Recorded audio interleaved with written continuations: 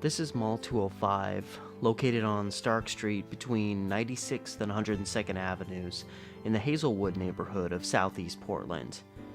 While its anchor stores, a Target and a Home Depot, both do fairly good business, it's the space that's between them that is so striking. More than half the stores sit empty. Even during the Christmas rush, Mall 205 is primarily vacant. But beyond that, there's a certain odd feeling one can get as they walk through this stretch. I've felt this feeling myself a few times. A sense of unease, sometimes a desire to leave abruptly. I never feel like staying there any more than necessary. I had also started feeling this feeling long before discovering the history of this site where the mall now stands.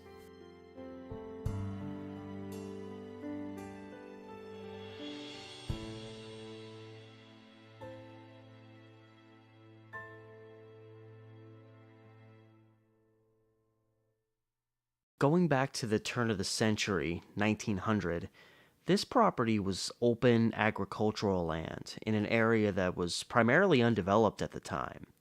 Lots of rural farmland. Just north of this area, near what is now 66th Avenue in Belmont, was the location of the Mount Tabor Sanitarium, later named the Crystal Springs Sanitarium. The main building, known as the Massachusetts Building, had been constructed on the west side of Portland for the 1905 Lewis and Clark Exposition. But after the exposition, the building was taken apart, transported, and reconstructed piece by piece on the sanitarium site.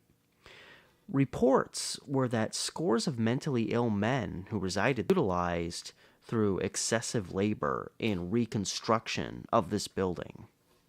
This sanitarium was run by a physician named Henry Waldo Coe.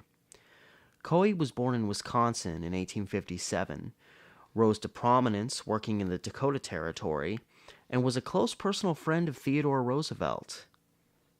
In 1890, Coe relocated to Portland, Oregon, where he continued his medical practice with a focus on mental illness, while also becoming prominent in local banking and politics.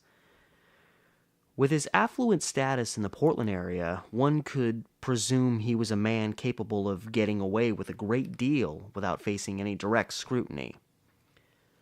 The Mount Tabor-based sanitarium on Belmont would relocate to a 47-acre property along Stark Street in 1910, the site where Mall 205 stands today. This open land would retain much of its farming potential, even as the hospital was being developed. In addition to medical wings being built, several housing structures were obviously also built, separating patients primarily based on their sex. By the time of this 1910 transition, Coe's Sanitarium had already come under fire.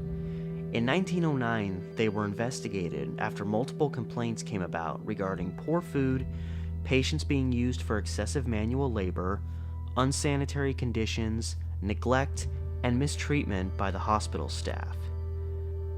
Despite complaints from more than a dozen people, a report produced by a special inspector cleared the hospital essentially of any wrongdoing.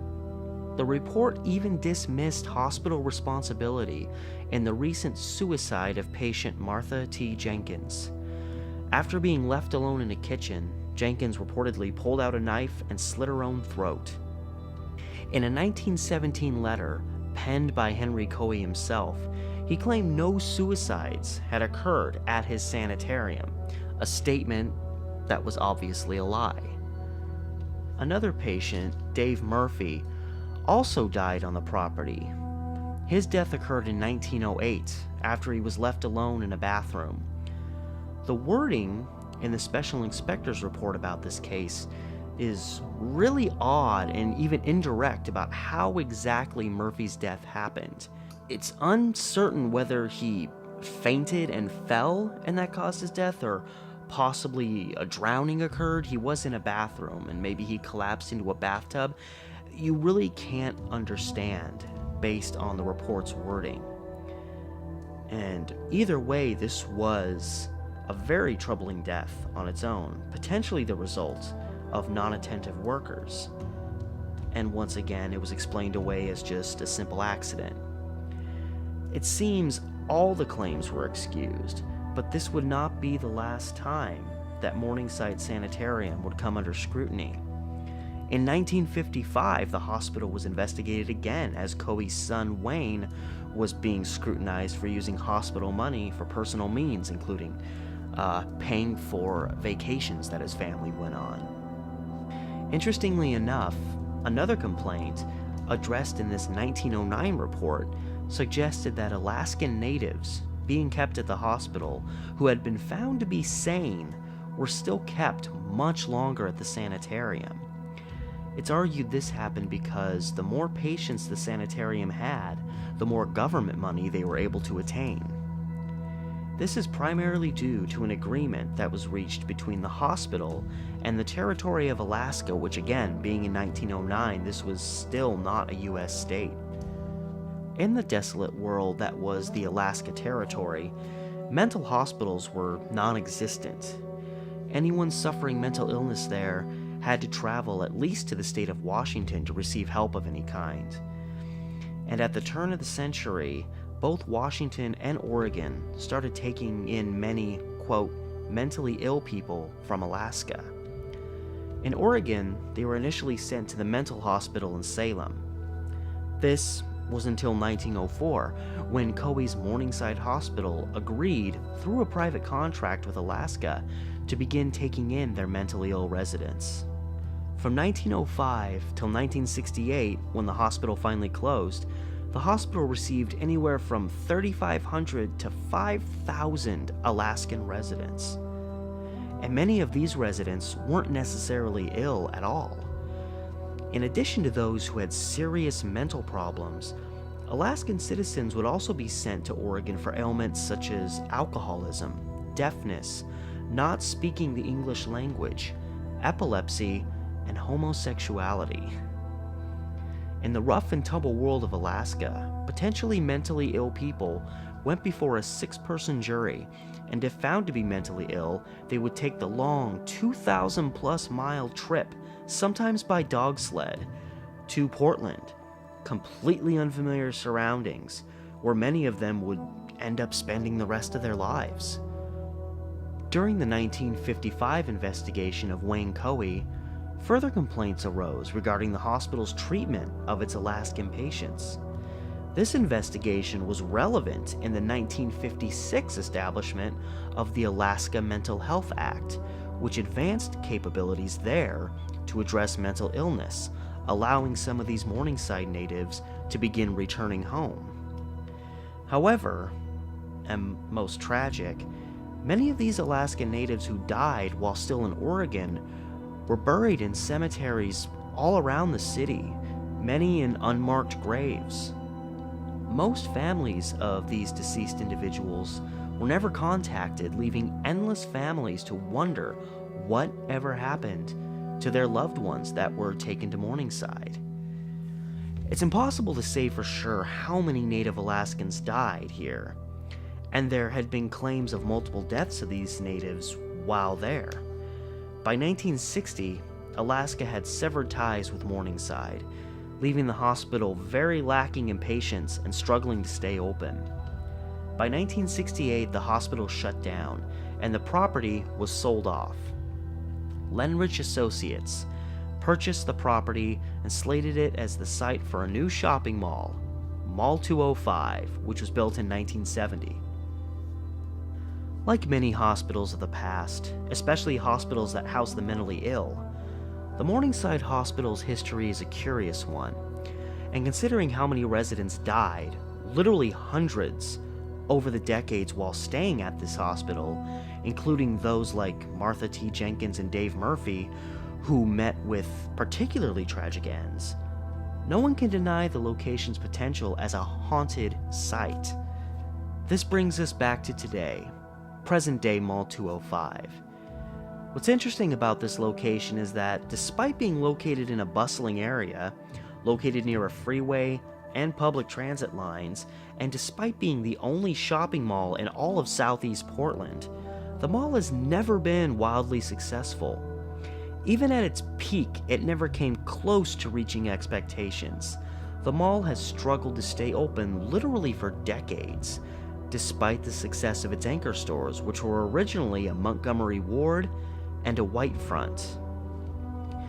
A movie theater was once part of the mall. I remember watching Aladdin there back in 1992. Why has this particular mall always been so unsuccessful, even in the times when it really should have been? Were they just unlucky? Or is it something more? I don't claim to an absolute certainty that there may be a, so to speak, paranormal aspect as to the mall's, quote, bad luck that it's had over the years, but one cannot ignore the fact that it was built on a site with a controversial past, a past connected with death, some of which may or may not have been accidental. All across the planet, we've had crazy story after crazy story about the things that have happened, the crazy things, the often disturbing things that happen when we build on a property with a somewhat sordid past. And I can say for sure, personally, that I always feel a little strange wandering through this mall space, and I know for a fact that I'm not the only one.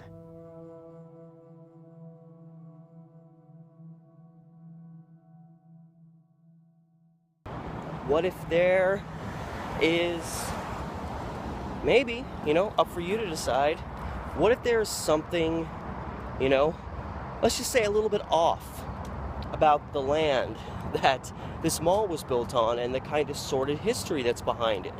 Honestly, knowing what I know, again, about old sanitariums and their practices, especially in the Pacific Northwest, it would not surprise me at all if there were at least a couple dead bodies buried in the ground under this mall. We are about to walk into the mall, and I'm going to show you. We're going to walk through the main hall part. It's a very small mall, so the hall isn't that long, but you'll get to see what it looks like on the inside and what I mean when I say this is a very dead, unwelcoming type place. Here we go. So here you see me walking into the mall. You can see it's already pretty empty. Walking by, I believe this is the security's office, and you look dead ahead and it's pretty desolate so far, even as we're walking toward Target, one of the anchor stores. And the main reason I really wanted to go through here was, there's a very this odd discomfort. And actually that window we just looked through, here's another place that's been empty for a long time. And looking through, here's one of the few successful businesses over there, a shoe shop. And as you walk through here, and I apologize, I was trying to be discreet. There's a lot of strange individuals, kind of like that guy right there, walking through here. You never know how someone's going to respond when you are just walking around in a mall filming people, and I wanted to get a lot of footage. And here's these collections of kiosks. There's like a couple of mid-mall kiosks, and there's the Bed Bath & Beyond. And there's actually this amount of traffic you're seeing is pretty, this is actually an impressive turnout. Usually when I go through Mall 205, I've gone from one end of this hallway to the other, and most of the time I see 3 to 5 people. And it's it's not a horrible looking mall. It's not a really great mall either, but it's just so desolate. And there's something just, when I walk through it, it's very oddly quiet. There's a very dark feeling about it. In about a little less than a minute or so, you're going to see a set of chairs that are kind of more towards the other end of the mall, where the Home Depot is. Here's a like an old arcade place that's been closed up for a while. Kind of a cool color scheme, but closed off. This really is a dead mall. And this Blue Star place over here, my girlfriend personally told me that was open for what seemed like a week and then just closed, and it's been closed for a long time. Now we're about to turn the corner and see the seats that I was telling you about. Right over here, right around the corner, You see these kind of chairs, and there's a couple people sitting on them. Now, I've thought a few times about coming here to do work, but it feels like just as soon as I think, hey, this would be a cool place to come and do like paperwork because it's quiet, there's not a lot of people, there's a table, and a chair you can sit, relax. The moment I get that feeling, and here we are seeing some more just long time empty places, each time I've thought about that, I've thought about it more than once, the moment I think of it, I immediately, I immediately just forget about it. Like it feels so. Here's this place that's open for magic shows once or twice a week, it seems. I immediately just say no because I get this weird feeling like it would be depressing to have to be here for a prolonged period of time. That's what I say when I say this place is kind of weird. It's just depressing. And for the record, that's about as hopping as I've seen this place in 5 years.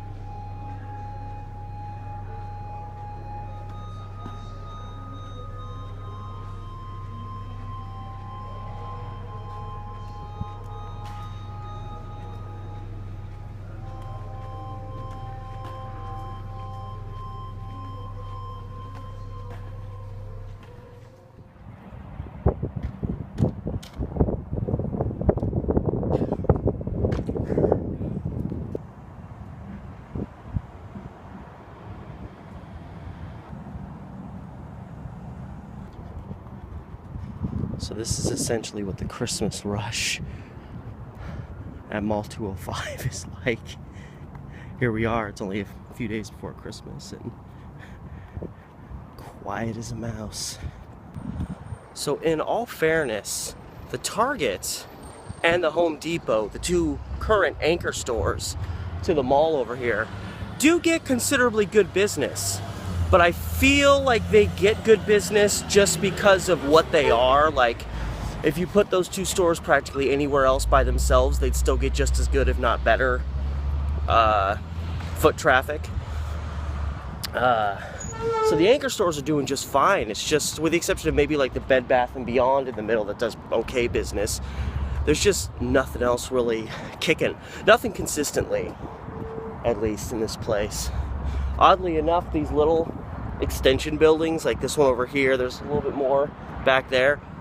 Those little places that are kind of off from the mall, but technically kind of on the same property, they actually get business for business more people. Which is somewhat interesting. Maybe a sign of the times. Maybe it means nothing. I don't know.